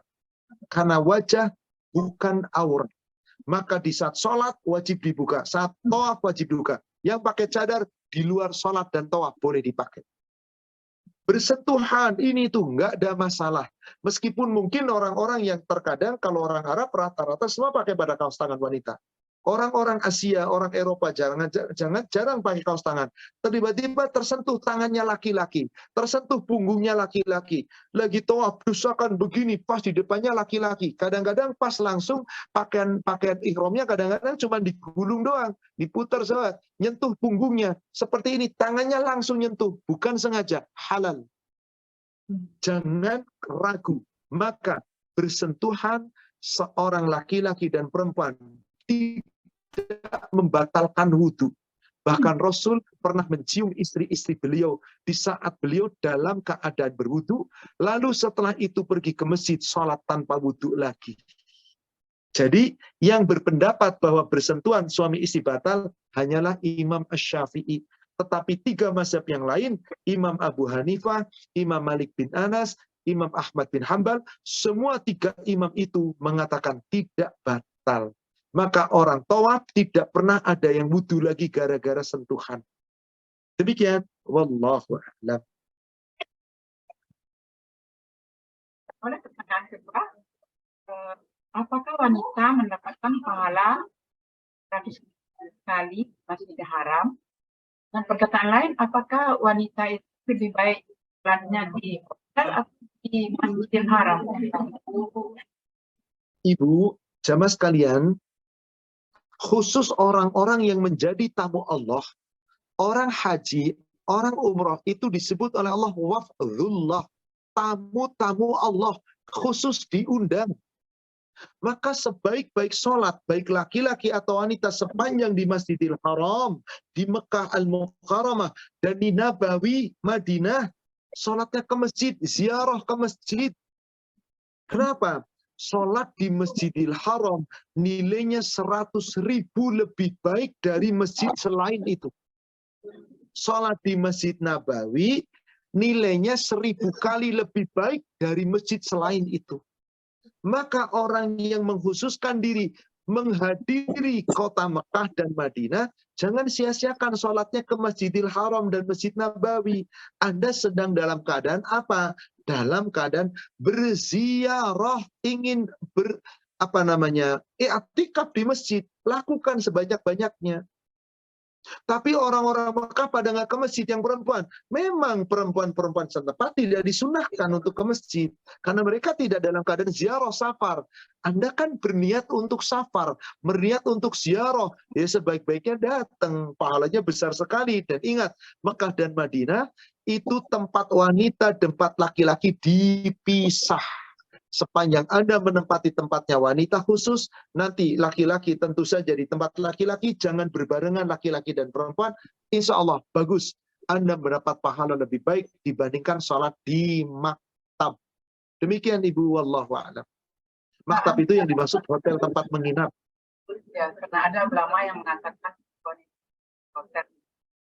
Secara umum, ya. Secara umum, wanita sebaik-baiknya sholat di rumah masing-masing. Sekarang saya tanya, hotel ibu, rumah ibu bukan? Bukan. Anda sedang safar, sedang berkunjung. Anda berniat akan ziarah ke Masjidil Haram. Karena ziarah ya sebaik-baiknya datang. Kenapa? Karena keamanan di sana sudah pasti, terutama Madinah, Bu. Nggak pernah ada ikhtilat selama Anda tidak mencari tempat di luar. Kalau di luar masih banyak ikhtilat, campur laki-laki perempuan. Tapi kalau di luar yang di buffer, aman. Apalagi di Masjid Madinah di dalam, aman. Di Mekah juga sekarang ada tempat wanita khusus, aman. Asal jangan di luar. Kalau di luar sudah campur aduk nggak karuan. Maka sepanjang Anda mampu ke dalam, sholat di dalam, terhindar dari ikhtilat dengan laki-laki, maka telah sepakat ulama. Bagi yang berniat berkunjung ke tanah suci, berarti sudah punya niat ziarah ke Masjidil Haram dan Nabawi, berarti sebaik-baiknya datangi masjid. Nilainya 100.000 kali lebih baik dibanding masjid yang lain. Demikian Ibu. Wallahu a'lam. Bagaimana dengan yang sholat di pelataran penuhnya gitu? Sholat di pelataran bukan masjid Ibu, nilainya tidak 100.000 kali. Tidak sama. Iya, yang dalam masjid. Sama kalau ibu sholat di pelataran, kan bukan masjid itu Bu, tempat terbuka. Yang namanya masjid itu di dalam bangunan yang di dalam yang dikhususkan. Ya, jadi sebaik-baiknya Bu di dalam, yang di pelataran, wallahualam tetap saja punya nilai, tapi tentu nilainya jauh sekali dengan yang ada di dalam. Maka kalau mau ke masjid jangan milih di pelataran. Memang kadang-kadang saya juga heran, banyak sekali orang sedang di Madinah nyarinya datang awal di pelataran di sana ngobrol. Subhanallah, sayang sekali sudah berniat ziarah kok di pelataran sholatnya, jangan dong masuk ke dalam. Adapun selesai sholat mau sambil sama apalagi yang bawa anak kecil sambil main-main di pelataran masjid di sore hari menjelang maghrib, seketika hendak mulai ditutup itu tendanya, wah subhanallah indah di situ, silakan. Kadang anaknya lari ke sana ke sini sambil makan, beli makanan, makan di situ nikmat kayak lagi piknik keluarga, boleh sepanjang sudah di luar waktu sholat. Begitu waktu sholat masuk ke dalam. Demikian Allahu a'lam. Ya. Assalamualaikum, izin bertanya. Silakan. Ya, terima kasih Ibu Aroda Paris atas kesempatannya, atas undangannya. Ustaz, ini mungkin cerita dan bertanya. Jadi sekian belas tahun yang lalu, saya kebetulan alhamdulillah berhaji dari Jenewa, Ustaz. Benar sekali Ibu Paris tadi cerita bahwa nanti yang membimbing manasik bisa jadi ada atau tidak, kemungkinan bahasa Arab. Tapi beruntunglah rata-rata yang ngomong yang membimbing itu biasanya Perancis dan Arab, Bu. Jadi semoga dapat yang masih bisa dipahami bahasanya, bahasa Perancis. Semoga. Ini Ustaz, pertanyaan saya mungkin lebih ke begini. Ketika kita berada di Mina, Musdalifah ya di tenda-tenda itu Ustaz, jadi sunnah rawatib itu hilang ya Ustaz ya? Karena semuanya dikosor sepanjang berada di Mina selama kosor maka hilang semua rawatib kecuali qobliyah subuh dan sholat malam boleh Anda kerjakan. Bagi wanita sholat duha boleh. Ya. Jadi subuh kalau qobliyah malam jadi sebelum isya, bukan witir. Maksudnya ya bukan qobliyah malam, sholat malam. Sholat witir, tahajud. Oke, witir, tahajud, dan boleh duha ya, Ustaz? Boleh. Baik. Jadi bagi orang-orang yang di Mina, yang wajib dilaksanakan cuma sholat wajib 5 waktu, dilaksanakan pada waktu-waktunya, khusus yang 4 rakaat, dikosor 2 rakaat. Tidak ada sholat sunnah rawatib apa-apa. Nggak ada sholat sunnah rawatib. Di tenda nggak ada rawatib. Kecuali qobliyah subuh. Sebelum sholat subuh, laksanakan. Dan wanita-wanita sebelum lempar jumroh, sholat duha dulu, 2 rakaat, 4 rakaat halal. Nanti malam, mau ba'da sholat isya, witir, sebelum tidur, boleh. Mau nanti sebelum subuh bangun, sholat malam, tahajud, boleh. Silakan. Yang paling baik, ketika Anda mampu bangun sebelum subuh. Tapi kalau takut tidak mampu, ketiduran karena capek dan seterusnya, sebelum tidur, setelah sholat isya, boleh Anda witir. Mau 1 rakaat, mau 3 rakaat, mau 5 rakaat, mau diawali 2 rakaat sholat malam, boleh. Ini jangan ditinggal, sebaiknya terus didawamkan. Tapi yang qobliyah ba'diyah, hilang semua, kecuali qobliyah subuh. Kenapa? Karena Aisyah mengatakan, lam yakunin Nabi sallallahu alaihi wasallam asyadda ta'ahudan minhu minan nawafil. Nabi sallallahu alaihi wasallam tidak pernah memperhatikan dan menjaga salat-salat dari salat yang sangat dijaga dari salat-salat sunnah illa raq'atail fajri, kecuali salat sunnah 2 rakaat subuh yang beliau tidak pernah tinggalkan dalam keadaan apapun, bahkan pernah kesiangan salat subuh, nggak ditinggalkan qobliyahnya. Kenapa? Raq'atail fajri khairum minad dunya wa ma fiha. 2 rakaat salat qobliyah subuh atau salat sunnah fajar lebih baik dari dunia dan seisinya. Demikian Ibu. Wallahu a'lam. Baik Ustadz, mungkin satu lagi Ustadz. Jadi waktu itu ceritanya kami itu karena berangkat terpisah ya, Jenewa itu kecil Ustadz, rombongannya mungkin tidak sebesar Paris. Kami diizinkan untuk kalau mau lempar jamarat itu di pagi subuh Ustadz. Mereka tuh ada yang sebagian di siang, karena terserah aja kalau mau berangkat di subuh, tapi memang longgar saat waktu itu. Nah itu bagaimana Ustadz? Udah Baik. itu kayaknya maktab-maktabnya, karena kami kecil silahkan katanya. Betul. Jadi begini Bapak Ibu jamaah sekalian, waktu lempar jumroh, khusus untuk waktu lempar jumroh di tanggal 10, itu waktu yang paling afdol sebelum duhur. Namanya waktu zawal. Setelah duha, matahari sudah terik, sampai sebelum duhur. Ini waktu zawal. Ini yang dilakukan Rasul. Tapi untuk saat sekarang sulitnya luar biasa. Kecuali orang-orang yang maktab Musdalifahnya agak dekat ke Mina. Begitu habis selesai sholat subuh, segera bergegas. Dapat di sana masih belum begitu padat, bisa lempar jumroh sebelum duhur. Tapi kalau yang jalan kaki dari Minanya begitu jauh, sampai 3, sampai 4, 5, bahkan 7 kilometer. Bahkan sampai sana ada yang sudah mendekati asar, bahkan bada asar. Nggak masalah. Meskipun tidak sampai di waktu yang afdol, karena rukhsah, kelonggaran. Selama belum masuk waktu maghrib. Nah, bagaimana orang-orang yang melempar jumroh di waktu subuh? Sebetulnya tidak benar melontar jumroh di waktu subuh. Meskipun kalau tanggal 10 ya memang sudah tanggal 10. Yang 11, 12, 13 ya memang sudah. Kenapa? Subuh itu sudah masuk tanggal baru. Karena di dalam Islam itu masuknya pergantiannya di maghrib. Sah secara penanggalan tanggal 10, 11, 12, 13. Tapi Rasul tidak pernah. Hanya ada sebuah riwayat. Ketika orang-orang yang sepuh dari kalangan para wanita, termasuk diantaranya istri-istri Rasul yang sudah sepuh, diantaranya Saudah binti Zum'ah, dan beberapa wanita yang sepuh. Kalau berangkat dari Mina, dari Musdalifah, menuju ke Mina, nunggu matahari terbit, kemas arilah salam dulu, sempurna, baru ke Mina, berat bagi mereka. Maka mereka tidak berangkat di waktu bada subuh. Malam hari sebelum subuh sudah berangkat ke Mina, biar tidak menyulitkan. Biar jalanannya masih longgar. Lalu sampai di Mina mereka istirahat, mereka dipersilakan melontar jumroh lebih dulu. Supaya tidak berdesakan dengan orang-orang yang sehat. Maka dengan riwayat ini telah sepakat para ulama, termasuk Lajnah Daimah lil Buhud di Arab Saudi. Andai kata memang Anda termasuk orang-orang yang tadi tidak mampu untuk bisa waktu tepat, maka tidak mengapa setelah subuh melontar jumroh. Apalagi tadi alasannya, kelompoknya kecil, tendanya cuma terdiri dari sekian orang, maka dikasih kebebasan oleh mutawifnya.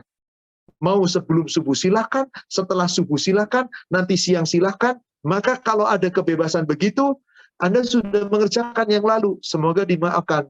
Tapi jika Anda mampu, maktab Anda dekat, alangkah baiknya setelah duha itu yang paling afdol. Setelah duha itu yang paling afdol. Adapun ketika lempar jumroh 3, boleh setelah duha, boleh setelah duhur, yang penting belum masuk waktu maghrib berikutnya. Jadi kenapa ada orang wanita-wanita yang boleh lemparnya pagi hari, mereka orang-orang sepuh yang tidak mungkin sanggup untuk berdesak-desakan. Bayangkan fasilitas sekarang dengan dulu beda jauh. Demikian Ibu, tapi Ibu sudah melaksanakan dulu 10 tahun yang lalu. Mohon ampun kepada Allah, kalau memang tidak begitu sempurna tata cara ibadah hajinya, semoga dimaafkan. Berdoa kepada Allah, semoga Allah ampuni dosanya. Demikian, wallahu a'lam. Baik, jazakallah khair. Wah iya, silakan yang lain jika masih ada. Ya Pak Ustadz, sepertinya ini pertanyaan terakhir ini. Kan saya Pak Ustadz ingin mengajukan pertanyaan simpel saja, tapi izin menyapa dulu ada Ibu Bonita dan Ibu Riza Baharun di layar kita. Assalamualaikum Ibu. Pak Ustadz, saya pengen bertanya, sebenarnya dari sekian kali kajian tentang haji dan umroh, mungkin ini kajian salah satu yang cukup menyentuh. Saya tadi menangis, Ustaz. Gitu, saya menangis seolah-olah saya berada di sana. Gitu. Tapi saya belum pada posisi mampu untuk sana. Gimana caranya, Pak Ustadz? Kita dimasukkan Allah ke dalam hamba-hamba yang mampu haji dan umroh. Sementara saat ini belum mampu. Tapi saya ingin berangkatnya di waktu muda dan masih sehat. Terima kasih, Pak. Baik. Semoga Allah merapangkan rezeki untuk ibu, memberikan kemampuan finansial yang cukup sehingga ibu bisa menjadi tamu-tamu khusus Allah, insya Allah. Andai kata pun tidak mampu, ingat, Allah tidak membebankan kewajiban kepada yang tidak mampu. La yukallifullahu nafsan illa wus'aha. Allah tidak membebani seseorang kecuali sesuai kesanggupan. Maka jangan memaksakan diri. Tapi saya berdoa Ustadz, dan saya pengen sekali, bagus. Berusahalah, mungkin dengan cara menabung, mungkin dengan cara yang lain, usaha. Bismillah, bismillah, ya Allah, saya ingin berniat haji. Mulai kumpulkan, meskipun sedikit demi sedikit. Jika ibu orang Malaysia, kumpulkan ringgit demi ringgit. Jika ibu orang Indonesia, kumpulkan rupiah demi rupiah. Jika ibu orang-orang Eropa, kumpulkan euro demi euro. Jika orang-orang Australia, orang Amerika, orang Singapura, kumpulkan dolar demi dolar. Bismillah, niatkan. Subhanallah, ibu. Andai kata, qadarullah, sampai Allah berkehendak mewafatkan ibu, ibu tidak mampu juga haji dan umroh, ibu sudah punya niat dengan bukti saya sudah berusaha untuk mengumpulkan, qadarullah ibu diwafatkan, sempurna pahala ibu telah dapat di sisi Allah. Bahkan ibu tidak mampu haji, ibu tidak mampu umroh, tapi sepanjang hari, setiap hari sepanjang ibu hidup, ibu selalu berjuang menegakkan agama Allah, tidak meninggalkan ibadah kepada Allah. Ibu matinya syahid, surga tempatnya. Allah janji dalam ayat Al-Quran, ibu. Ini bukan janji siapa-siapa, janji Allah. Pertama, surat An-Nisa, surat 4, ayat 100. Surat 4, surat An-Nisa, ayat 100. Allah berfirman, wa may yuhajir fi sabilillah yajid fil ardi muraghaman katsiran wasa'ah. Barang siapa yang mau berhijrah, berniat untuk menjalankan sesuatu di bumi Allah ini dengan niat karena Allah, silahkan cari nafkah, cari karunia, cari rizki. Niscaya kamu dapati bumi Allah itu luas, kamu bisa cari rizki dimanapun. Karunia Allah sangat melimpah ruah. Cari karunia Allah, cari rizki yang halal. Sudah berusaha Ustadz, keluar rumah, cari nafkah, mengumpulkan. Perhatikan baik-baik tengah-tengah ayat. Wa may yakhruj min baitihi muhajiran ilallah wa rasulih. Barang siapa yang sudah keluar rumahnya, dia sudah berhijrah, berniat sungguh-sungguh ibadah, cari nafkah, cari rizki, ngumpulkan. Kok nggak sempat juga, nggak mampu juga haji dan umrah. Summa yudrikhul maut. Kematian menemuinya. Faqad waqa'a ajruhu 'alallah. Sungguh ibu telah tetap mendapatkan pahala sempurna, sudah ada tertulis di sisi Allah pahalanya sempurna. Selama kita sudah punya niat. Dan sungguh-sungguh makanallahu ghafurur rahimah. Bahkan Allah akan mengampuni dosa Anda, Allah menyayangi Anda karena Allah Maha Pengampun lagi Maha Penyayang. Jadi seorang yang taat menjalankan ibadah di tanah air masing-masing, di tempat Anda berada, meskipun Anda nggak sempat haji dan umroh karena tidak mampu, kematian menemui Anda dengan cara apapun, surga tempatnya itu.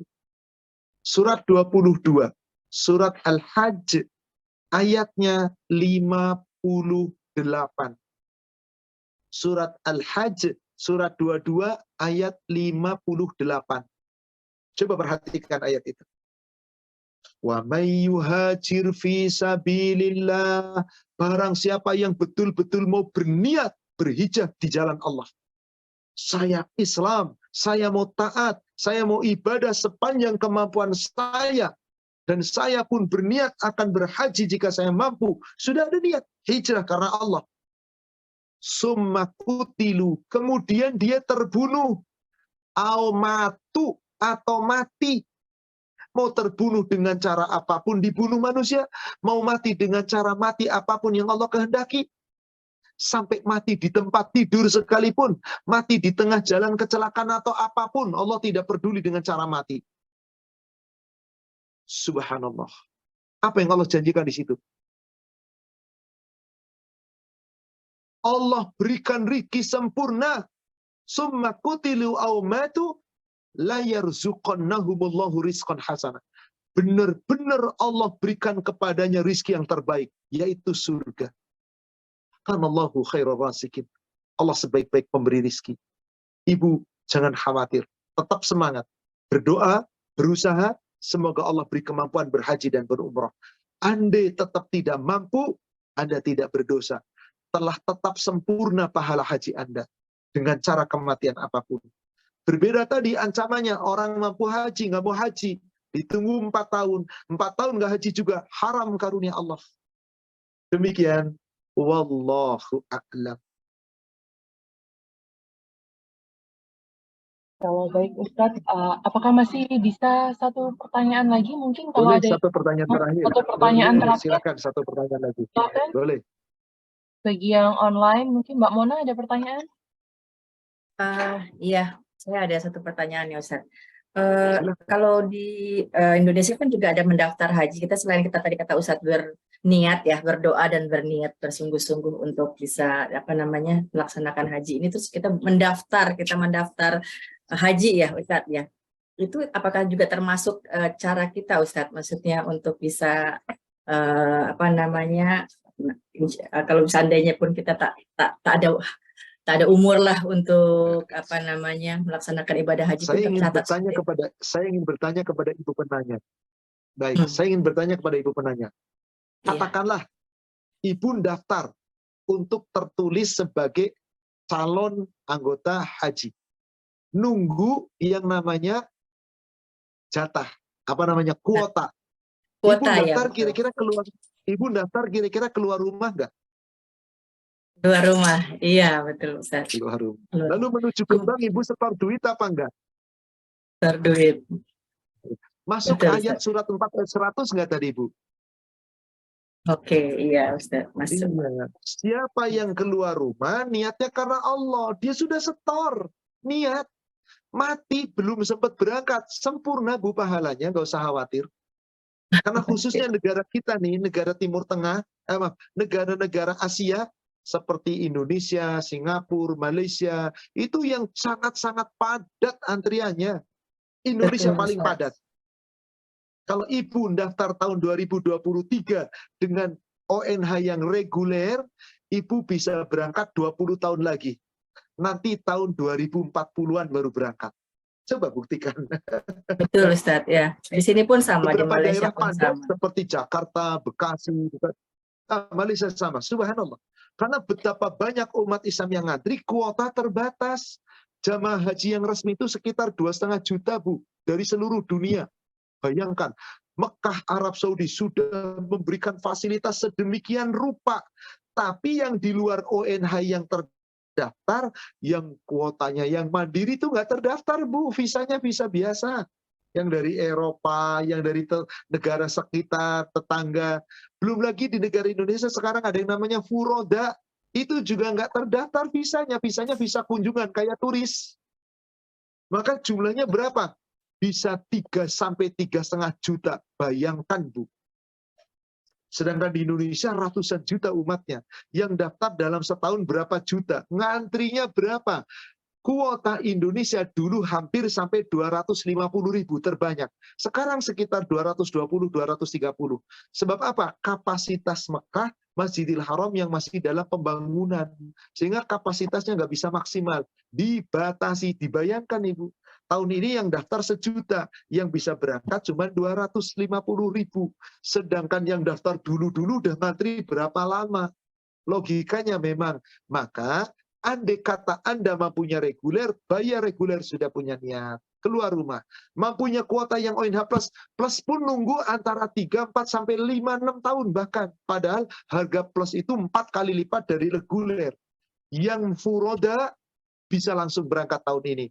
Tapi jangan tanya berapa harganya. Subhanallah. Bisa hampir 10 kali lipat reguler. Maka bagi orang yang kayanya miliaran, gampang. Lah bagi penduduk-penduduk yang kekuatan haji saja ngumpulin duit puluhan tahun. Boro-boro mikirin furoda. Andai kata toh tidak sempat berangkat, tetap Allah sudah mencatat niat Anda. Niat sudah dicatat menjadi satu kebaikan. Sempurna. Wallahu a'lam. Demikian ibu saudariku seiman yang semoga dirahmati Allah, para jamaah Rodotul Jannah. Apa jamaah apa tadi saya lupa? Udah. Ar-Raudah. Oh, ya apa? Ar-Raudah. Sampai saya lupa jamaah itu. Ar-Raudah, subhanallah. Ar-Raudah, taman-taman. Semoga menjadi taman-taman surga kajian ini, insya Allah. Dimanapun berada yang mengikuti kajian ini, semoga Allah senantiasa melimpahi rahmat dan barakah untuk kita. Allah mencurahkan petunjuk untuk kita, dan kita bisa tetap istiqomah di atas iman dan takwa sepanjang hidup kita. Kelak, semoga Allah wafatkan kita dalam keadaan husnul khotimah. Bagi para jamaah yang punya kesempatan, boleh jadi tahun ini hendak berangkat, semoga Allah berikan kekuatan, kesehatan, keselamatan sepanjang perjalanan, diberikan kemampuan maksimal selama ibadah hajinya di tanah suci, dan semoga kembali ke tanah air menjadi haji yang mabrur dan mabrurah. Amin ya rabbal alamin. Yang sudah berhaji, semoga mampu tetap mempertahankan mabrur di tanah airnya masing-masing. Yang belum berhaji, semoga Allah berikan kelapangan rizki, kemampuan untuk bisa memenuhi panggilan Allah. Amin ya rabbal alamin. Demikian ibu jamaah sekalian yang semoga dirahmati Allah, kajian kita pada sore hari ini semoga membawa manfaat dan hikmah. Mari sama-sama kita akhiri dengan kafaratul majlis. Subhanaka Allahumma wa bihamdika asyhadu an la ilaha illa anta astaghfiruka wa atubu ilaik. Alhamdulillah billahi taufik. Assalamualaikum warahmatullahi wabarakatuh.